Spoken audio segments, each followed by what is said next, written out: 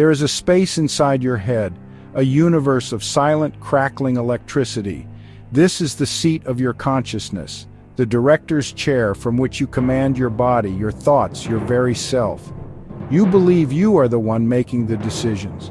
You choose to turn the page, to take a sip of coffee, to feel a sudden, inexplicable shiver of unease.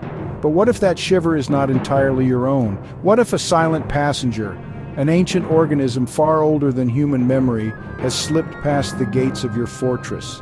This invader is not a ghost or a demon from old stories. It is something far more tangible, a single-celled creature that has perfected the art of manipulation over millions of years. And it may be residing within the intricate folds of your brain at this very moment, subtly nudging your choices. This is not the plot of a science fiction novel, but a biological reality playing out across the globe. Millions, perhaps billions of people carry this hidden guest. The architect of this subtle intrusion is a protozoan, a single-celled eukaryote named Toxoplasma gondii. It is a creature of elegant simplicity and terrifying sophistication. Infection, a condition known as toxoplasmosis, is deceptively simple to acquire. The parasite can be found in the undercooked meat of an infected animal, a juicy steak, or a piece of rare pork that carries its dormant cysts. Once ingested, the parasite awakens from its slumber. It breaks free from its cyst within the digestive tract and begins its invasion, navigating the bloodstream like a microscopic explorer charting a course to its ultimate destination, the brain. To understand the bizarre behavior modifications induced by Toxoplasma gondii, we must first understand its ultimate goal. For this parasite, the only place in the entire world where it can sexually reproduce is inside the intestines of a cat. A single infected cat can release hundreds of millions of these microscopic time bombs into the world over a few weeks. They contaminate soil, water, and gardens where they can survive for months, even years. This is the crux of its grand plan. If your host is programmed to avoid the one predator you need it to encounter, what do? You simply hack its brain, systematically dismantling the very fear that keeps it safe. The most dramatic evidence of Toxoplasma gondii's mind control comes from its effect on rodents. A healthy rat possesses a deep, instinctual, and life-preserving fear of cats.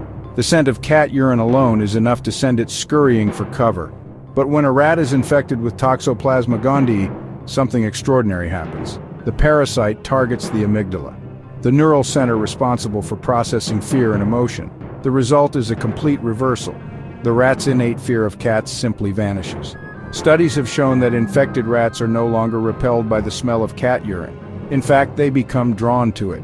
The rat effectively becomes sexually attracted to the smell of the very creature that exists to kill and eat it. The whispers of the parasite may be subtle in humans, but they appear to be real. Multiple studies have found intriguing correlations. Infected men tend to be more introverted, suspicious, and prone to disregard rules. Infected women often appear more outgoing, conscientious, and warm-hearted. The parasite's influence may also extend to our mental health. An infection with Toxoplasma gondii has been correlated with a higher risk of developing psychiatric conditions, including schizophrenia, depression, and bipolar disorder. Several studies have found that people who have been in traffic accidents are significantly more likely to test positive for a latent Toxoplasma infection. One study found that infected drivers were more than twice as likely to be involved in a crash. The same behavioral traits that can lead to disaster in one context might in another be the very ingredients for success. Starting a new venture requires a high tolerance for uncertainty, a willingness to challenge conventions, and a diminished fear of failure. A fascinating study found that business students were significantly more likely to be infected with Toxoplasma than students in other fields. In countries where infection is more prevalent, a smaller fraction of the population cited fear of failure as a reason for not starting a business. The human body is home to trillions of microbes that collectively form our microbiome.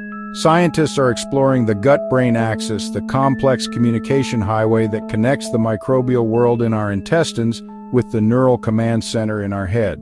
The bacteria in our gut produce the very same neurotransmitters, like serotonin and dopamine, that our brain uses to regulate mood. It is entirely plausible that the composition of our gut flora could have a direct impact on our mental state. We may one day discover that our political leanings, our social preferences, our romantic attractions, and even our most deeply held beliefs are swayed by the microscopic life within us. We are not singular entities, but complex ecosystems. Perhaps the self has never been a single unified commander, but rather a committee, a parliament of influences both seen and unseen, with our consciousness acting as the speaker who announces the final negotiated decision.